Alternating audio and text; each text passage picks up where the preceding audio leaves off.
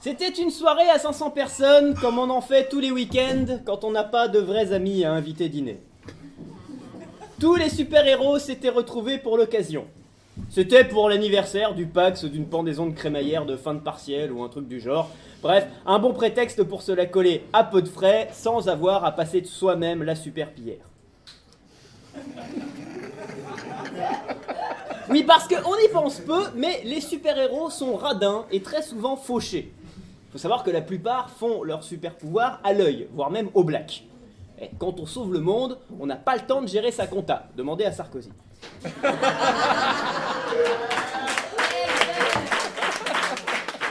Le salon était rempli de super machins en civil. Tout le monde était venu, sauf superstitieux parce qu'on était vendredi 13. On avait même invité Aquaman et Supercroix, mais c'était juste parce qu'ils aident à faire le ménage en fin de soirée. C'est David Guetta qui assurait l'ambiance musicale pour faire une blague facile, et aussi parce que c'était super bien payé. Tout le monde partageait deux objectifs secrets. Arriver à passer 5 minutes dans la soirée dans la chambre de Nymphoman, et réussir toute la soirée à éviter Yeah Man pour ne pas se faire raconter l'histoire de l'interview de Bob Marley pour la 777e. En cuisine, deux puceaux rôlistes s'engueulaient sur la dernière saison de Smallville. Ils avaient abandonné toute chance de choper, toutes les filles étaient en train d'écouter un vieux beau à guitare en train de chanter seul sur le sable, les yeux dans l'eau avec sa gratte, etc. La contre-soirée était chiante à mourir. Deux comiques sur leur tour s'étaient tapé l'incruste. Et présentement, ils étaient en train d'emmerder un physicien qui n'avait rien demandé à personne, en train de lui parler pognon. Parler pognon et politique en soirée, c'est quand même le secret pour finir par se faire chier. À un moment, ils se sont même mis à discuter d'assurance vie, comme ça, au milieu des bières. Alors le scientifique s'est énervé, il est devenu tout vert, il a craqué sa chemise, il s'est foutu à poil, leur a gueulé qu'ils y connaissaient rien en taux d'intérêt, et c'est comme ça qu'on a su que Laspalès était assuré à la Matmut, Chevalier au rempart et Hulk Hogan.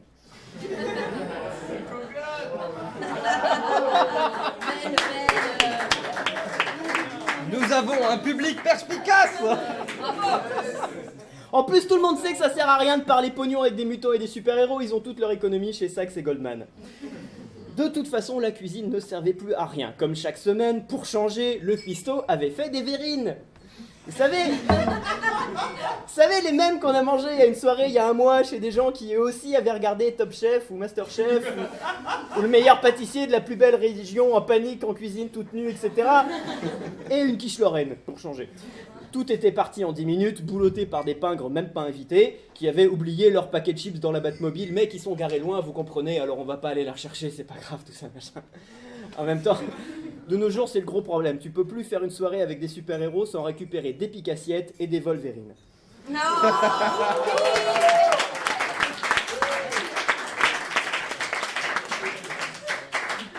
Bref, à 1h, la tension était à son comble, entretenue par le fait que les chiottes étaient bloquées depuis longtemps parce qu'un animateur télé avait voulu enfiler son costume de cocaïnomane.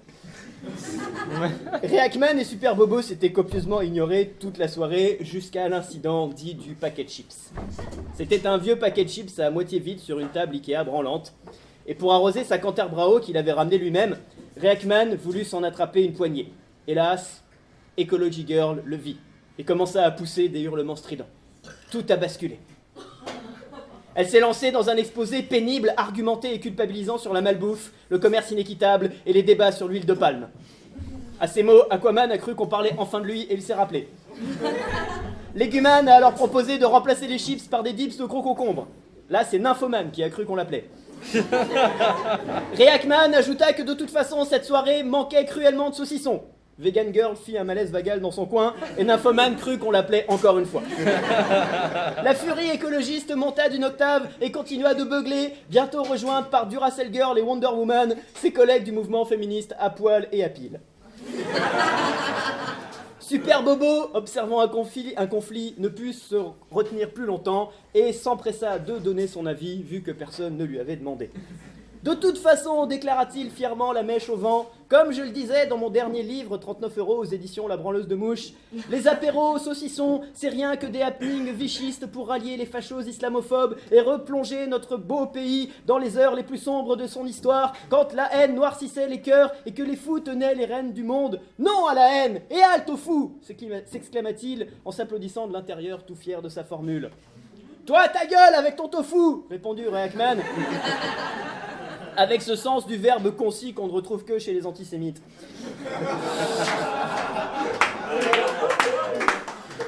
Tu sais où je vais te le mettre, mon tofu, contrat super bobo d'un verbe puissant caractéristique du philosophe énervé que connaissent bien les fans de Bernard-Henri Lévy. Ah, tu te crois fort, tu veux me faire bobo, hurla l'un. Même pas cap, répondit l'autre, assénant ainsi une des pires insultes dans le milieu des vengeurs à costume, et un des probablement plus mauvais jeux de mots de ma carrière. Bref. Le combat qui suit fut homérique, mais façon Simpson.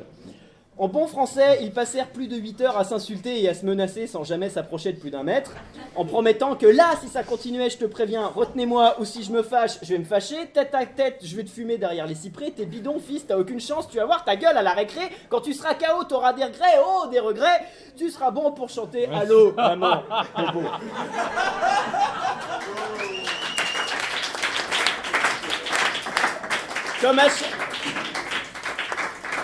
Comme à chaque conflit en France, ce sont les États-Unis qui sont venus siffler la fin de la récré.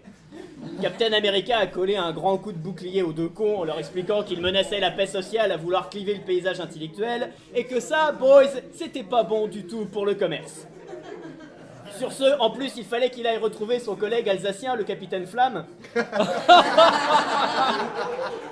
qu'il avait laissé seul à l'intérieur et que ça ne se fait pas de laisser un capitaine abandonné. Ohé. Oui.